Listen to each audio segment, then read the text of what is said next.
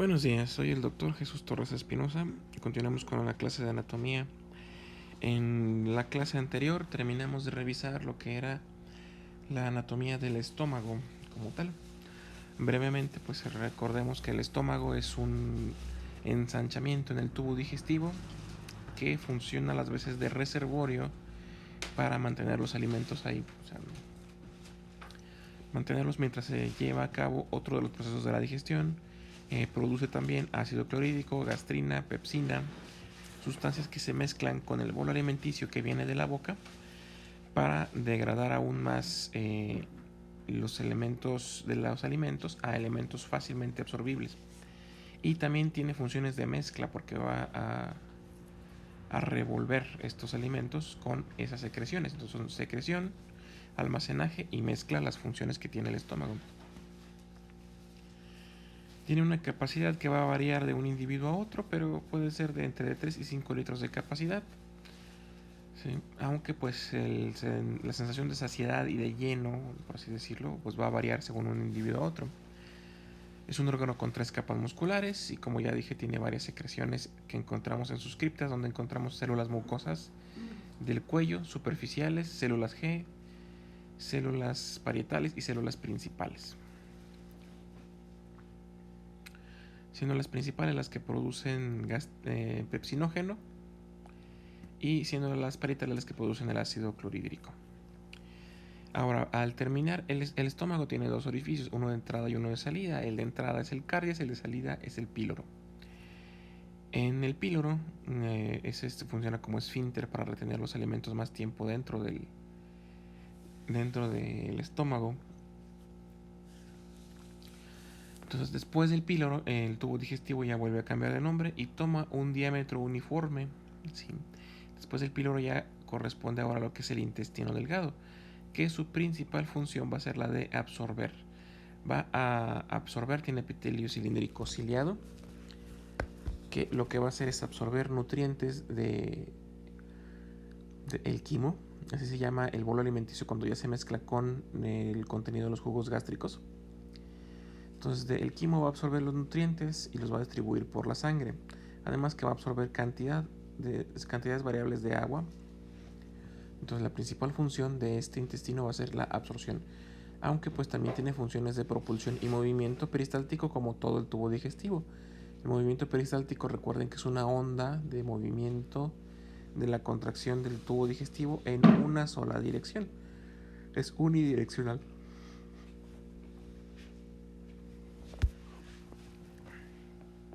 Sí, entonces va a ser una estructura de tubo, como decimos que es parte del tubo digestivo, pues tiene forma de tubo. Sí.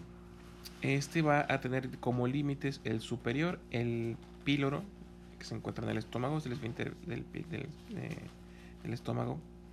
Y por debajo va a terminar en el ciego, o al menos cerca del ciego, en un lugar que se llama válvula ileocecal. Y como su nombre lo dice, pues es una válvula, sirve de regulador de paso del contenido del intestino delgado a el intestino grueso. ¿Sí? El ciego ya es una parte del intestino grueso. Esta válvula ileocecal pues simplemente sirve para regular el paso del ahora kilo, ya se cambia de nombre, te les explico por qué, al tubo digestivo en su porción del intestino grueso. ¿Cuánto mide este intestino delgado? Bueno, vamos a poner aquí en el dibujo los límites primero. Pero el límite superior es aquí arriba en verde. Ahí es el límite del píloro, la unión del píloro y el duodeno. Mientras aquí abajo en azul encontramos la unión entre el intestino delgado y la válvula ileocecal y el ciego. El ciego es esta porción de abajo, que pues se le llama así porque no es un fondo de saco que no tiene salida en ninguna parte. Tiene adosado un pequeño órgano accesorio que es el apéndice,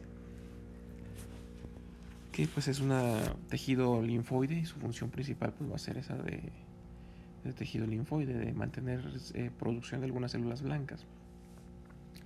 ¿Cuánto mide el intestino delgado? Como dice la diapositiva, el intestino delgado tiene una longitud aproximada de 6 a 7 metros, es bastante largo. Nada más que pues como está plegado en sí mismo, ocupa mucho menos espacio que estuviera distribuido de forma longitudinal. ¿Sí? Esa longitud aparte va a estar variando según el estado de la actividad que tenga el paciente. Va a ser directamente proporcional. Ahora, tiene 3 porciones. Vamos a poder dividir este intestino delgado en 3 porciones. Una es el duodeno, que da la porción más, una de las porciones más, la porción más corta de hecho. Va a ir esa del píloro. Más adelante les digo hasta qué parte, cómo vamos a distinguir en qué porción del intestino delgado termina. Luego tenemos una segunda porción que va a ser el yeyuno y otra tercera porción que va a ser el ilion aquí abajo. La porción terminal del intestino delgado, el ilion. Duodeno, yeyuno e ilion, las 3 porciones del intestino delgado. Ahora, en cuanto al duodeno, la primera porción, la porción más corta del tubo digestivo en su porción del intestino delgado, es el duodeno. Este duodeno significa, o viene de otra lengua, que significa 12 dedos o anchura de 12 dedos. En una pequeña porción de este puede encontrarse retroperitoneal, pero la mayoría pues va a estar del lado de la cavidad peritoneal normal, común y corriente. En cuanto a su trayecto va a ser o va a tener una forma de una forma de letra C, si se fijan. Aquí parece una letra G, como si fuera el tubo digestivo de gastro. ¿Sí? Ahora, este va a tener un recorrido que va desde la vértebra L1 por arriba, ¿sí? Aquí está la L1, hasta aproximadamente la L4. ¿Sí? De L1 a L4 vamos a encontrar localizado este duodeno. Lo vamos a encontrar donde de los 3 cuadrantes centrales en el mesogastro.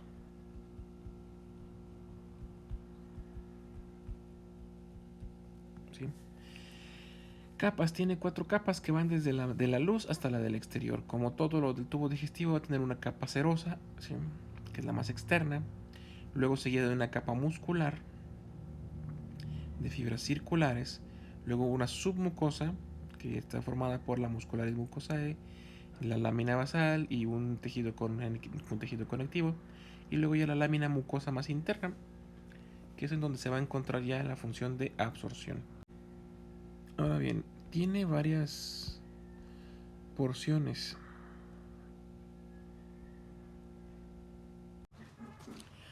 Tiene varias porciones. Una de ellas es la porción superior, ¿sí? Que van a ir dando la forma de C.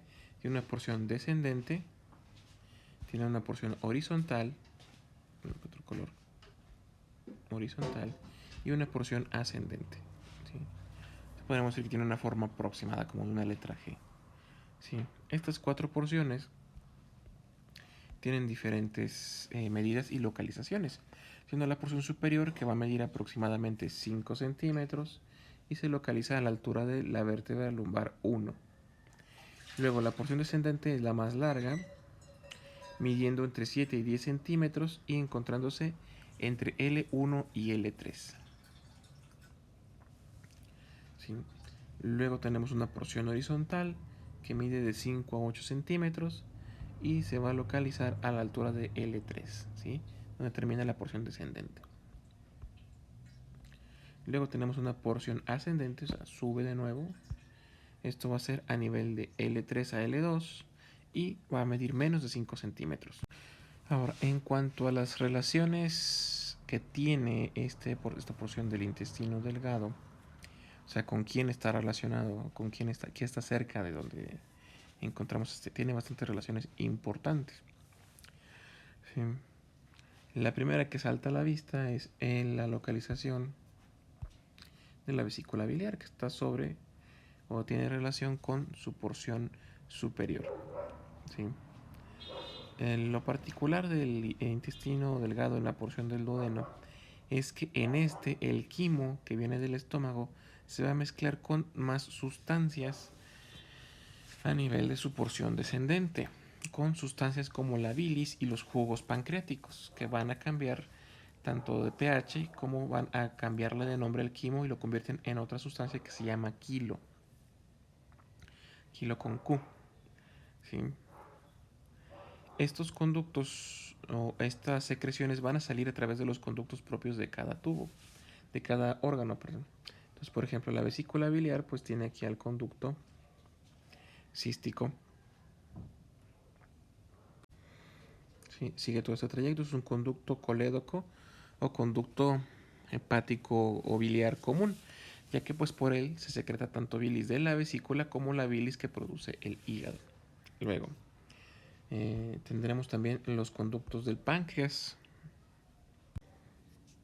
Este conducto del páncreas lo vamos a seguir por aquí. Este conducto pancreático pues va a recubrir o va a pasar a través de todas las 3 porciones del páncreas. ¿Sí? A veces tiene un conducto accesorio. Se le va a llamar, tiene su nombre propio. Aquí vienen las palabras raras. Se llama conducto de Wirsung. ¿Sí? Entonces ambos conductos, tanto el colédoco como el conducto de Wirsung, van a desembocar en el mismo lugar. ¿En donde? En la porción descendente. Aquí encontramos la porción descendente. Entonces ya llevamos que el duodeno va a tener relación con el conducto colédoco, con el conducto de Wirsung, con la vesícula biliar, con el páncreas. El páncreas, si lo delimitamos, este es el páncreas, es un órgano de secreción mixta que vamos a ver más adelante ya en forma. Tiene 3 porciones, una cabeza, un cuello y una cola. La cabeza es la que está en contacto con el colédoco, con el duodeno, también el cuello. ¿Sí? Entonces el páncreas en 2 porciones está en relación con este duodeno. También va a estar en relación el duodeno con arterias importantes como la mesentérica superior, tanto en su forma de vena como en su forma de arteria. Por detrás de este también encontramos que pasa tanto la vena cava inferior, que va a llevar la sangre al ventrículo derecho, como la arteria aorta, la arteria más grande, o al menos en diámetro, la más grande del cuerpo. En este caso es la aorta abdominal o descendente. ¿Sí?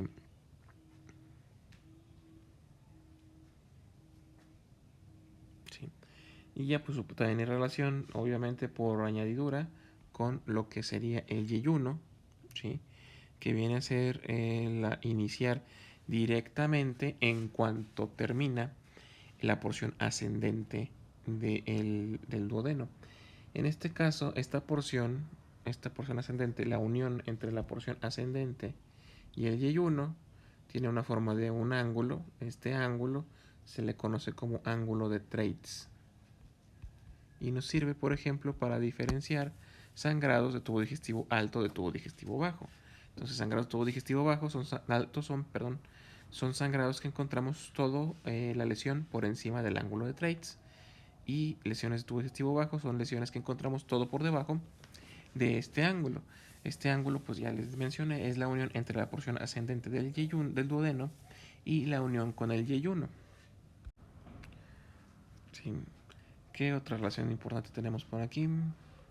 Bueno, ya en su interior, en la porción descendente, regresando a ese asunto aquí, encontramos 2 papilas, una papila menor duodenal y una papila mayor duodenal.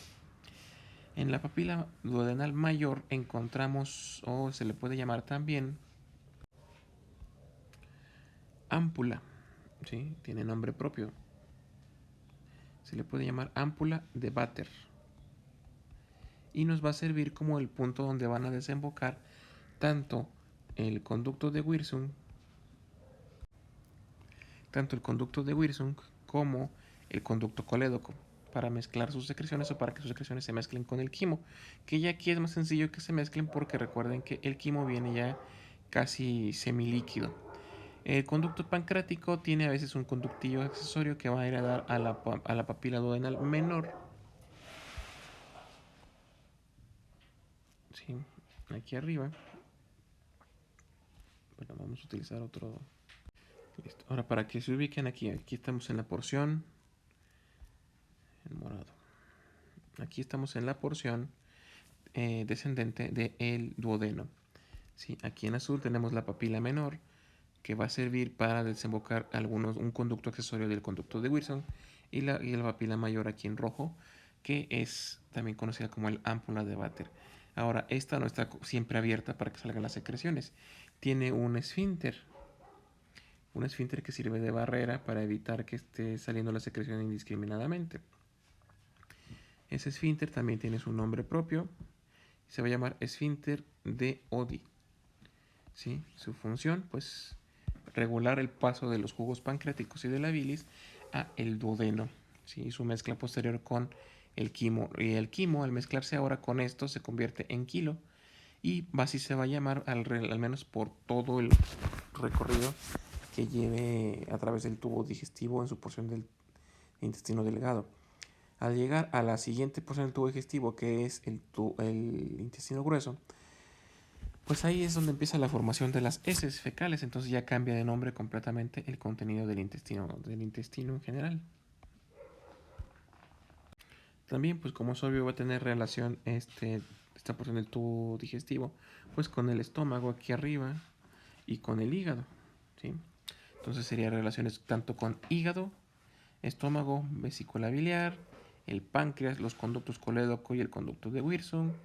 Va a tener relación con el yeyuno, va a tener relación con las vías entéricas, tanto arteria como vena, con la cava superior y con la aorta. Sí, serían las relaciones principales. También está relacionado con el peritoneo, con el aumento. Sí, serían sus principales relaciones en general.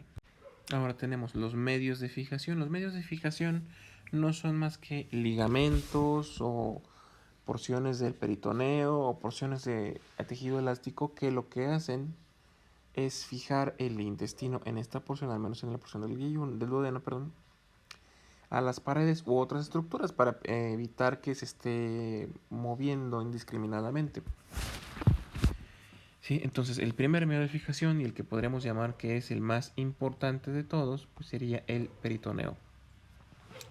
¿Sí? Recuerden que el peritoneo pues va a ser tejido conectivo y pues va a envolver a todos los órganos dentro de la cavidad. Está formado por epitelio especial que se llama mesotelio. Entonces va a envolver prácticamente a todos los órganos y a recubrir todas las cavidades. ¿Sí? Luego tenemos el epiplón. Epiplón gastrohepático. El epiplón gastrohepático pues es un tipo de epiplón que va a ir del hígado hacia el intestino o hacia el estómago. El epiplón no es más que una, vamos a decirlo, porción del mismo peritoneo que cuelga de la curvatura mayor del estómago. ¿Sí? Entonces, si recuerdan, un breve dibujo, tenemos aquí al estómago. De la curvatura mayor es de donde se desprende este epiplón. También se le conoce como aumento. Tiene forma como si fuera una especie de delantal que va a recubrir a todos los intestinos. Y su característica es que tiene vasos sanguíneos epiploicos que van a irrigar a los intestinos a los que envuelve. Además, también le sirven como medios de fijación los mismos conductos excretores, tanto de la vesícula como del páncreas, para mantenerlo en su lugar, y algunas fibras musculares, tanto lisas como esqueléticas, que lo pueden mantener ahí. ¿Qué fibras musculares? Es el músculo suspensorio o ligamento de Treitz, que se va a encontrar en la unión duodeno-yeyunal o flexura duodeno-yeyunal. Aquí la vamos a marcar, es esto. Y es esta región, ¿sí? En azul, lo que es el ángulo de Treitz, ¿sí? Es ahí donde vamos a encontrar este ligamento. Entonces lo que mantiene fijo al duodeno en su lugar. Ahora bien, por dentro, ¿cómo se ve por dentro? Por dentro se va a ver plegado. Como he dicho, pues las mucosas normalmente tienen esa estructura plegada para darle al interior mucha mayor cantidad de superficie de contacto con el contenido, con lo que va entrando, ¿sí?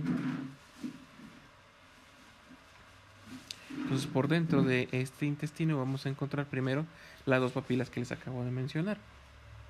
Una que es la papila mayor, ¿sí? O ámpula de Vater, ¿sí? Es la de mayor tamaño y es la que se encuentra más abajo. Si la señalizamos aquí en azul, aquí estaría. ¿Sí? Va a estar en la parte más interna del intestino delgado. Y en ella van a desembocar tanto colédoco como Wirsung. Como dije antes, pues se llama ámpula de Vater. Y luego tenemos una ámpula accesoria o menor que se reencuentra por arriba y adelante de la mayor. Ya por este lado, aquí en este punto amarillo. ¿Sí? Y por ahí va a desembocar el conducto de Santorini, que es un conducto accesorio del páncreas. ¿Sí? Hasta aquí terminaremos la clase. Mañana continuamos viendo intestino delgado y probablemente tengamos que agregar algunas imágenes de laminillas para ver cómo es la mucosa, para ver histológicamente cómo es el interior del intestino delgado.